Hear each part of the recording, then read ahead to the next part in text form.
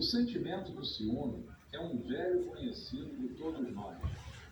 Podemos vivenciá-lo de forma quase imediata nos padrões de relacionamento das pessoas ao nosso redor, no cotidiano da atividade clínica e também ao longo da trajetória social, em prosa e verso na literatura, no teatro, no cinema, demonstrando ser uma temática recorrente em nosso histórico cultural. Em seu artigo sobre o ciúme, Sigmund Freud o compara a outras emoções normais que possamos sentir, citando como exemplo o luto, sempre tão necessário para a elaboração de nossas perdas. O que preocupa são os extremos, ou seja, no caso do ciúme, sua ausência denuncia um problema, assim como sua intensidade pode refletir uma patologia.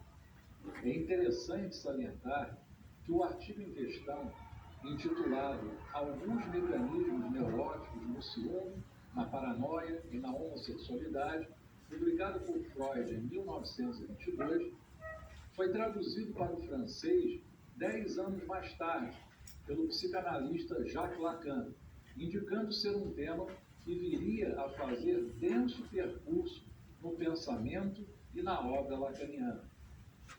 Neste novo encontro, o Projeto Língua Viva convida a revisitar e conhecer mais de perto a dinâmica que opera nos 3 níveis de ciúme citados por Freud: o competitivo ou concorrencial, o projetivo e o delirante, incluindo também uma pertinente consideração do psicanalista Christian Dunker, que aponta ainda para uma 4ª modalidade de ciúme, o ciúme induzido, já abordado com maestria pelo teatro de William Shakespeare no clássico Otelo, O Mouro de Veneza.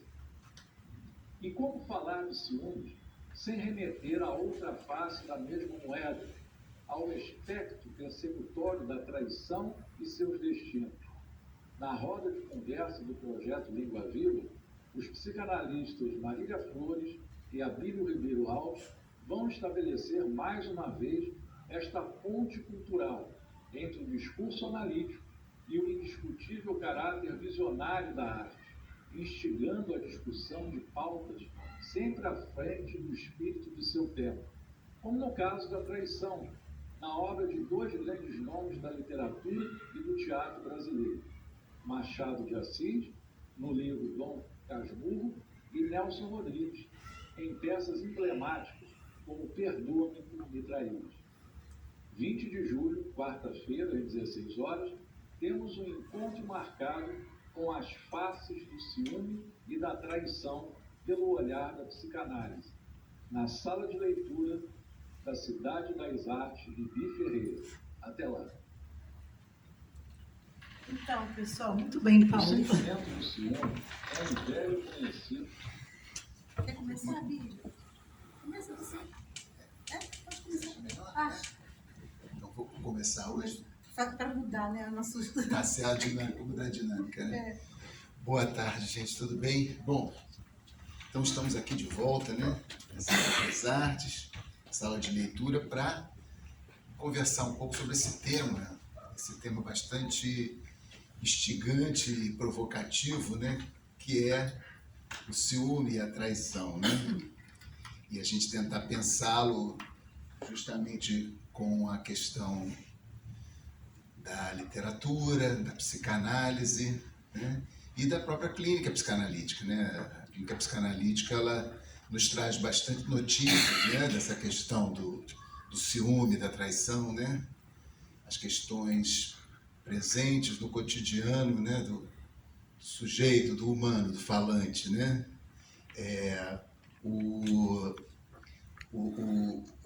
Lacan já diz, assim, de saída, né? Que o falante é corno, né? Ele é traído pelo desejo com significante. Então, a gente, de saída, né, já lida com essa questão, né?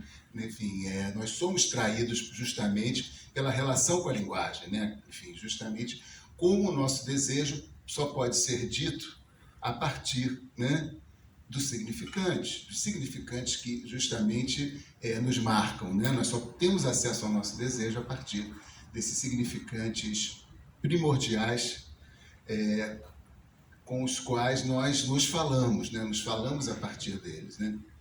Então, isso é curioso, né? Para a gente conversar um pouquinho sobre a questão do ciúme, acho que Marília vai trazer, né, o Freud, justamente o texto citado pelo Paulo. Eu trabalhei um pouco, quer dizer, na verdade, para a gente fazer uma coisa assim bem informal, bem conversa, né? Eu trouxe assim alguns aspectos trabalhados pela psicanalista francesa Denise Lachaud. Ela tem um livro fantástico sobre ciúme. O livro é Ciúmes, né? Publicado pela Companhia de Freud, em que ela, né, dedica esse livro todo à questão do ciúme. Eu peguei assim um capítulo apenas, que eu chamo que é um capítulo básico, né, que é o ciúme e sua interpretação, para a gente poder começar, né, uma conversa sobre isso, né? Então, eu fui hoje a gente tem, né, o Google, né, a gente tem a pesquisa na internet, né, e eu fiquei curioso de ir lá e pesquisar frases, passagens, colocações sobre o ciúme, né? E das que eu pesquei, uma eu achei bem interessante, né, que é do escritor gaúcho, né, o Simval Medina, que ele diz assim: ciúmes são o medo que temos de perder aquilo que não temos certeza de possuir. Então, acho que é uma definição simples, no sentido de que ela não é sofisticada, ela é bastante simples no seu modo de dizer e de construir essa definição de ciúmes, que eu acho muito boa, né?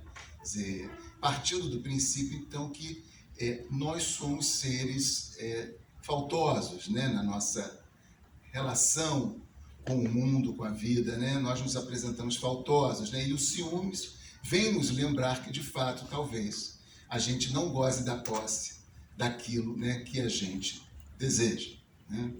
Então, o ciúmes, ele tem essa capacidade de nos lembrar disso, né? O ciúme, numa certa medida, né, ele pode nos reposicionar em relação ao desejo.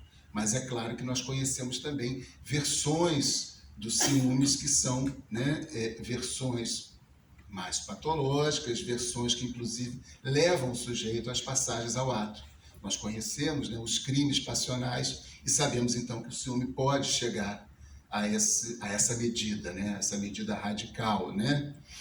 Mas, então, é importante a gente pensar que o ciúme ele tem também alguns aspectos que a gente precisa tratar. Então, ela começa dizendo, né, que a Denise Lachaud, que o ciumento duvida da possibilidade do todo ter. Ainda que possuamos um homem ou uma mulher, ele ou ela nunca será todo nosso. Muitas vezes é disso que a gente não quer saber, né? Nós queremos justamente nos completarmos com o amor, né? Nós esperamos do amor, né, uma completude. E o que o amor nos devolve é justamente a nossa falta, né? Ela continua dizendo: Eros não visa nenhum sujeito, sim um objeto, aquele que supõe o outro detentor. Então, isso é muito interessante, né? Aquilo que eu desejo no ciúme, eu suponho que um outro o possui, o detém, né? Não eu, mas o outro, né?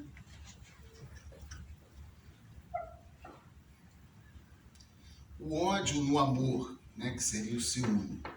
Necessidade de alguém único que nos olhe como alguém único. Então, olha que interessante isso, né? Quer dizer, essa exclusividade odienta, né, do ciúme, né? Necessidade de alguém único que nos olhe como alguém único.